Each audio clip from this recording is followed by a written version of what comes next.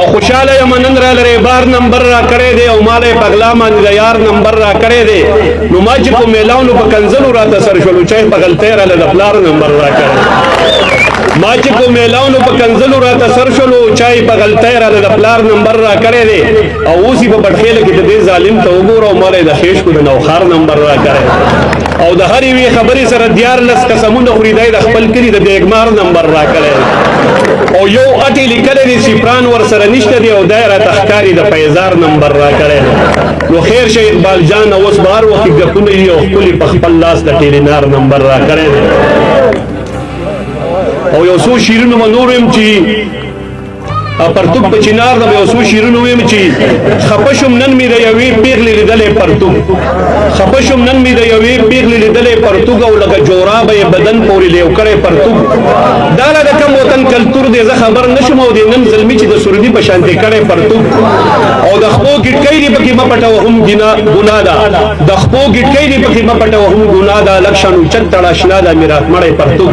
او ما به هر وخت کې درته وایي چې ټرۍ مسکه ګرانه نه دي منله ټول په غلو دې لړلی ما به هر وخت کې درته وایي چې ټرۍ مسکه ګرانه او نه دي منله ټول په غلو دې لړلی پرتوب او هغه به ټول عمر الله پاک په پرده کې ساتي او چا چې د صبر په کمن باندې تړلی پرتوب او چا چې د بل د بېعزتۍ کوشش دې کړی کړه نو په خپله په اوږو باندې راوړی پرتوب نو ما اقبال جان نه ګیلې مه کوه بې ننګه یاره تا خو په خپله په چینار باندې خور کړی پرتوب زلمیه دا په کم نایي دې سر جوړ کړی دی زلمیه دا په کم نایي دې سر جوړ کړی دی او داستانه خو خالص ښځو کې نر جوړ کړی او خوای د غوږونو در لاسې کرپولې او بره یې د پولي شان ببر جوړ کړی دی نو لږ سوچ وکړه د پلار او د نیکۍ اخته دي داسې او داستانه خو خالص بنګالی خر جوړ کړی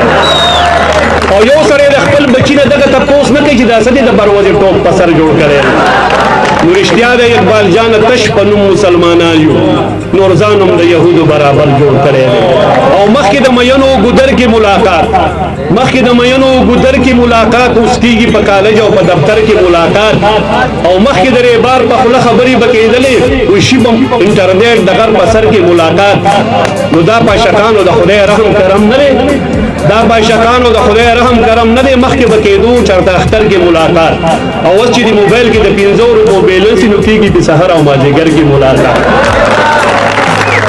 اوس چې د موبایل کې د 500 روپو بیلنس نو کېږي په سحر او مازدیګر کې ملاقات او چې هغه وخت راځي چې اقبال جان خندا راشي زمونږ به کېدو خو سکندر کې ملاقات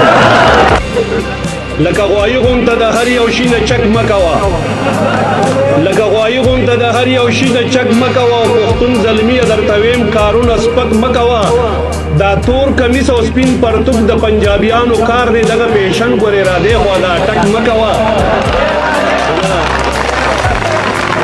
دا تور کمیس او سپین پرتوب د پنجابیانو کار دی دغه پیشن ګورې را دی خوا دا ټک مه کوه او محفل ته ګوره نو هله پکې خبرې کوه د مسې جړه غونته په هر ځای کې چورلګ مه کوه محفل ته ګوره نو هله پکې خبرې کوه د مسې جړه غونته په هر ځای کې چورلګ مه کوه او زمونږ کمل قرآن دی د دغې دوو کسانو نه دی ما د خبرې د ملا او د ملک مه کوه او زما د ګل په شان ښایسته ښایسته یاران پیمړه دي زما په مخ کې صفتونه د ټوپک مه کوه پاپ کې زر ځله بهتر دی د حجرې ښایست دی ما اقبال جان سره په دغه کې نور ټک مه کوه